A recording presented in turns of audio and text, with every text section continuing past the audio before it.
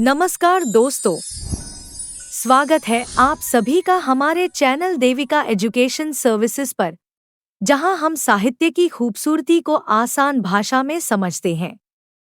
आज हम प्रसिद्ध कविता दी ट्रीज की कहानी को विस्तार से जानेंगे। ये सिर्फ पेड़ों की कहानी नहीं है, बल्कि एक गहरी सीख देती है स्वतंत्रता, प्रकृति और मानवीय हस्तक्षेप के बारे में। तो चलिए इस सुंदर कविता के भावों को महसूस करते हैं और इसके पीछे छिपे संदेश को समझते हैं। इस कविता की शुरुआत होती है एक शांत वातावरण से, जहां कवयित्री एड्रियन रिच हमें एक कमरे का दृश्य दिखाती है। वहां पर पेड़ हैं, लेकिन वे वैसे नहीं जैसे जंगल में होते हैं। ये पेड़ घुटे हुए हैं, कांच की खिड़कियों से घिरे हुए, अपनी असली जगह से दूर। उनकी जड़ें सूखी और कमजोर हो चुकी हैं, तने मुड़े हुए हैं, जैसे वे मजबूरी में वहां खड़े हों। लेकिन जैसे जैसे रात गहराती है, कुछ असाधारण होने लगता है। पेड़ धीरे धीरे अपनी जड़ों को जमीन से निकालने लगते हैं। उनकी शाखाएं खिड़कियों को धक्का देने लगती हैं, पत्तियां हिलने लगती हैं, और धीरे धीरे वे बाहर जाने के लिए संघर्ष करने लगते हैं। यह सिर्फ पेड़ों का बाहर निकलना नहीं है, बल्कि यह स्वतंत्रता की ओर बढ़ता हर प्रयास है। जैसे जैसे रात बीतती है, ये पेड़ खुद को मुक्त कर लेते हैं और खुले आकाश की ओर बढ़ जाते हैं। लेकिन इस पूरे संघर्ष के दौरान कवयित्री चुप है।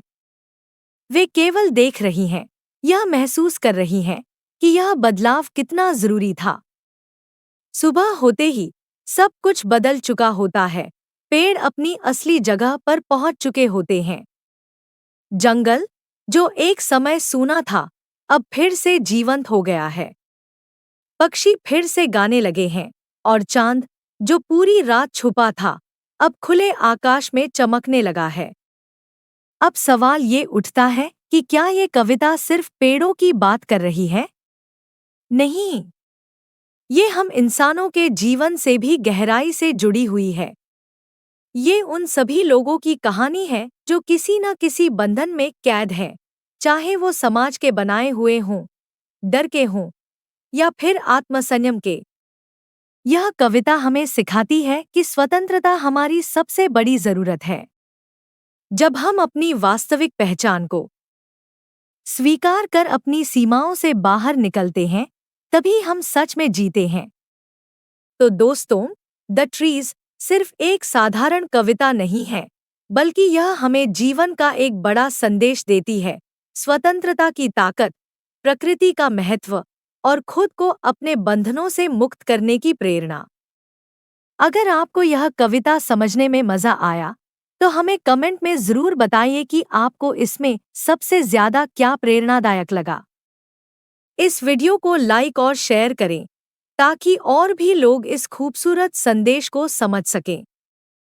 और हाँ, अगर आप ऐसे ही दिलचस्प साहित्यिक विश्लेषण सुनना चाहते हैं, तो हमारे चैनल को सब्सक्राइब करना ना भूलें। मिलते हैं अगले वीडियो में। तब तक के लिए खुश रहिए, सीखते रहिए और अपने विचारों को स्वतंत्र रखिए।